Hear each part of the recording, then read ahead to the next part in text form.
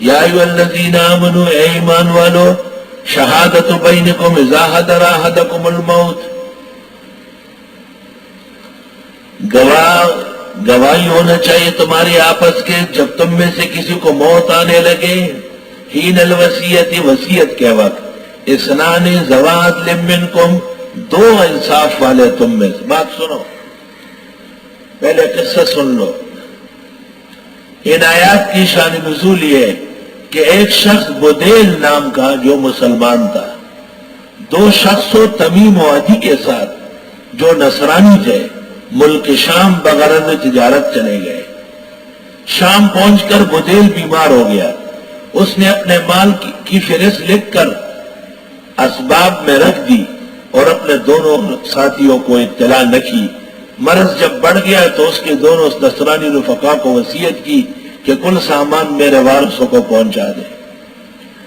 انہوں نے سارا سامان لا کر وارثوں کے حوالے کیا، مگر چاندی کا ایک پیالہ جس پر سونے کی ملمس سازی ہو گئی تھی اس میں سے نکال لیا۔ وارثوں کو فہرست اسباب سے ملی۔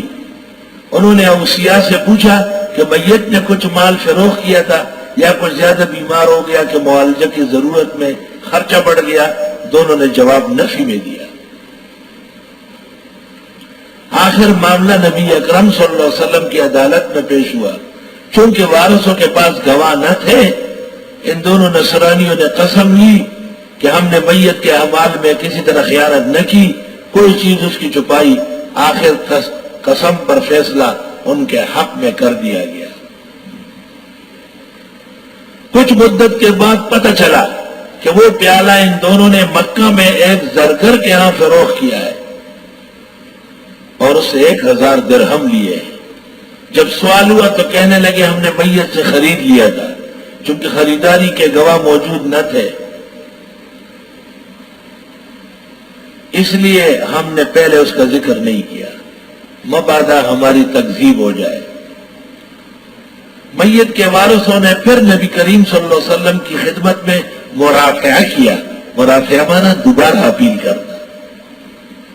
اب پہلی صورت کے برعکس اولیاء کے مدعی اور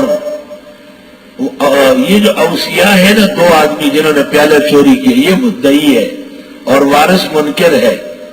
جب گواہ موجود نہ ہوئے تو وارثوں سے قسم لے لی گئی اور ان سے 1000 تاوان لے کر ان کو لوٹا دیا گیا۔ ان آیات میں اس واقعہ کا تذکرہ ہے۔ میں نے اس لیے شان نزول پوری سنائی تاکہ آپ کی روشنی بڑھے۔ اور ان آیات کو علماء کہتے ہیں اشکل التراکیب، اشکل المعانی، اشکل الانطباق۔ وہ آپ دیکھیں گے انشاءاللہ کوئی اشکال ہی نہیں، کچھ بھی نہیں، آسان فالودے کی طرح۔ اے ایمان والو، کہ قرآن کو دیکھو، گواہی ہونے چاہیے تمہارے درمیان جب تم میں سے کسی کو موت آئے وصیت کے وقت، وصیت کرے گواہ موجود رہے۔ اثنان ذوی عدل منکم، دو انصاف والے تم میں، او آخران من غیرکم، یا دو اور لوگوں میں سے مگر اچھے لوگ ہو۔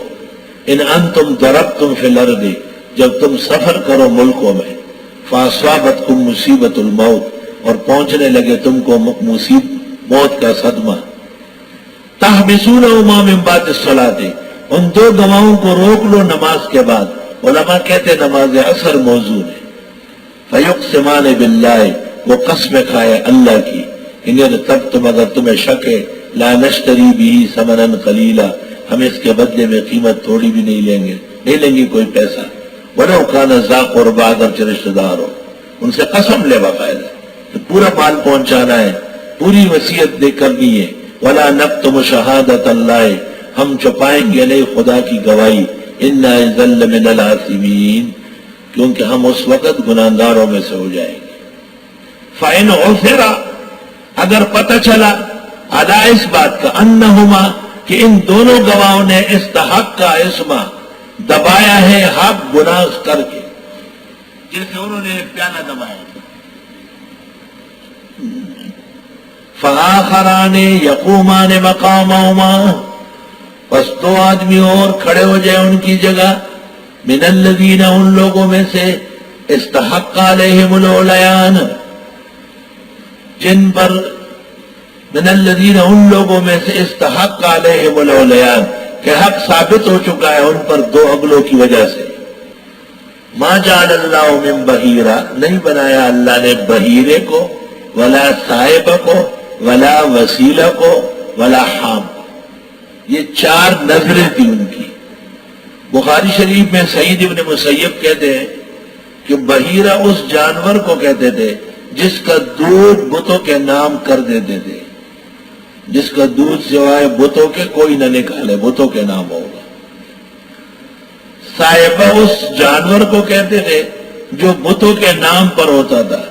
ہمارے زمانے میں جیسے ہندو سانڈ ہوتا ہے مندر کا. اور وسیلہ اس اونٹنی کو کہتے تھے جو مسلسل کئی مادے جنے درمیان میں نر بچہ پیدا نہ ہو، اسے بھی وہ بتوں کی نظر سمجھتے تھے. اور حام اس نظر کو کہتے تھے اونٹ کو جو مسلسل کئی جفتیاں کر چکا ہوتا. ان کے ہاں بڑا شیخ الاسلام ہوتا تھا. نہیں بنایا اللہ نے بحیرے کو، صاحبے کو، وسیلے کو، حام کو. یہ کوئی چیز ہی نہیں، آپ اپنی طرف سے بنا رہے ہیں. وَلَٰكِنَّ الَّذِينَ كَفَرُوا يَفْتَرُونَ عَلَى اللَّهِ الْكَذِبَ لیکن وہ لوگ جنہوں نے کفر کیا وہ گڑتے ہیں اللہ پر جھوٹ. وَأَكْثَرُهُمْ لَا يَعْقِلُونَ اور اکثر ان کے عقل نہیں رکھتے. وَإِذَا قِيلَ لَهُمْ تَعَالَوْا إِلَىٰ مَا أَنزَلَ اللَّهُ وَإِلَى الرَّسُولِ اور جب کہا جاتا ہے ان سے آؤ ان احکام کی طرف جو اتارے اللہ نے پیغمبر کی طرف، یا آؤ احکام کی طرف اور پیغمبر کی طرف، اور تاکید ہو جائے گی مستقل. قالوا حسبنا ما وجدنا علیہ آبانا کہتے ہیں کافی ہے ہمارے لیے جس پر پایا ہم نے اپنے بڑوں کو.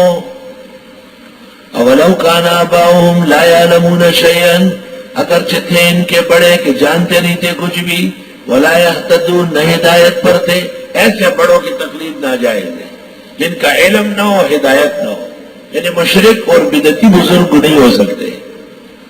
یا ایھا الذین آمنوا اے ایمان والو علیکم انفسکم تم اپنا خیال رکھو. لا یضرکم من ضل اذا اہتدیتم تمہیں نقصان نہیں ہے اگر کوئی بہک گیا جب تم ہدایت پر ہو.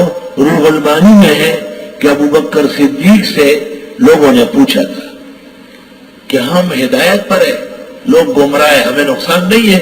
تو حضرت ابو بکر نے کہا اذا اہتدیتم میں یہ بات داخل ہے کہ تم امر بالمعروف و نہی عن المنکر کر چکے ہو. سمجھ رہے میری بات؟ روح المانی میں روایت موجود ہے. الاللہ مرجعکم جمیعا اللہ کی طرف لوٹو گے سب. فینبئکم بما کنتم تعملون